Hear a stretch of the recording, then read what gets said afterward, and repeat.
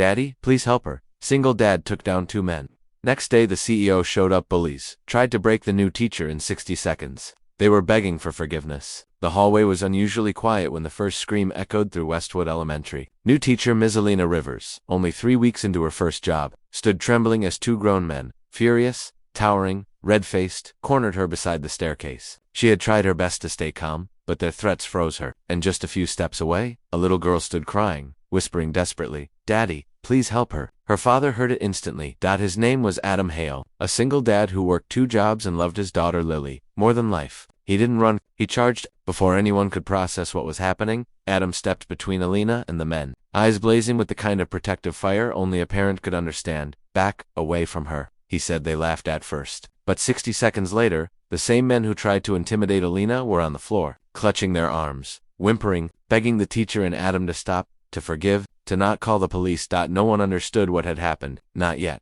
Elena had arrived at Westwood hoping for a fresh start. She loved teaching, loved children, and believed every classroom was a home waiting to be built. But the school was suffocating under a toxic culture. Kids bullied each other freely. Staff ignored it to avoid conflict, and the principal only cared about avoiding complaints. Her first week was a nightmare. Students mocked her accent. Some parents ridiculed her strict but kind teaching style, and worst of all, 2 influential fathers, Ralph and Benton, warned her to go easy on their sons, who were notorious bullies. Elena refused. She believed in fairness. She believed kids only changed when someone cared enough to draw boundaries. That decision made her a target. By week 3, rumors spread that Ralph and Benton were planning to confront her. Still, she came every morning, holding on to the hope that she could make a difference. What she didn't know was that someone else believed in her too. Someone stronger than she realized. Little Lily Hay, Adam's daughter, adored Ms. Rivers. For the first time since her mother died, Lily felt safe with an adult at school. Elena noticed the sadness behind her bright eyes and spent extra time encouraging her, praising her drawings, and telling her she was brave.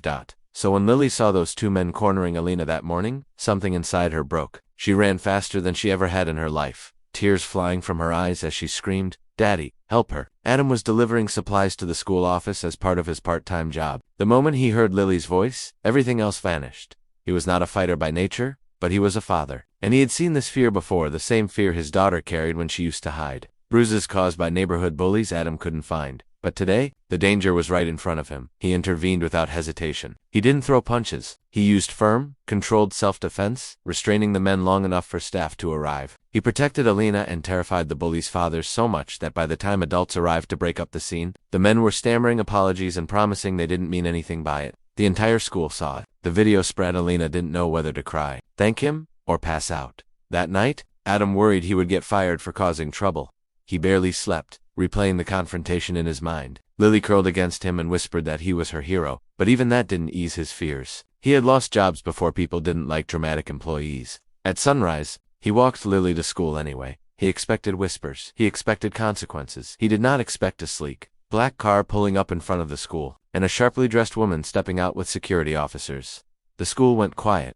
The woman scanned the crowd and asked, "Where is Mr. Adam Hale?" Teachers pointed, students stared, and Adam felt his stomach dropped. She approached him with a smile. "My name is Charlotte Benton, CEO of Benton Industries." Adam froze. The same last name as one of the men he restrained, but her expression wasn't angry. It was grateful. "I saw the security footage," she said. "I saw what my younger brother and his friend did. They behaved shamefully. And you," she looked at Adam, "you protected a teacher and a child. Not many people do the right thing when it's hard." Then she turned to Elena, "And you stood up to my nephews when the school wouldn't." She took their hands gently. "My company supports people like you, people who stand up, even alone." Before Adam or Elena could respond, Charlotte made an announcement that shocked everyone. "From today, my foundation will sponsor safety training, anti-bullying programs, and structural reforms at this school." And Mr. Hale, she turned to him with a kind smile.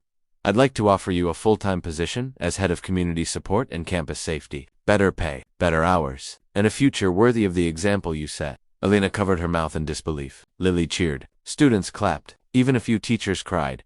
For the first time, Adam felt something he hadn't felt in years: security, and for the first time, Elena felt protected instead of alone. Over the next months, the school transformed. Bullies were confronted, not ignored. Teachers felt empowered. Students felt safe, and Adam, once just a part-time worker, became a role model not just for children, but for parents. As for Elena, she grew stronger, more confident, and more respected. She and Adam became close friends, supporting each other through difficult days. Lily thrived, becoming the bright, joyful child she had always wanted to be. And the two men who once bullied everyone, they kept their distance because they had learned you can intimidate a teacher. You can scare a child, but you don't mess with a good parent, because a good parent will walk through fire to protect what's right. In the end, the message was clear. Courage isn't loud. Courage is choosing to stand up even when you're trembling. And sometimes, courage is a single father stepping forward when everyone else steps back.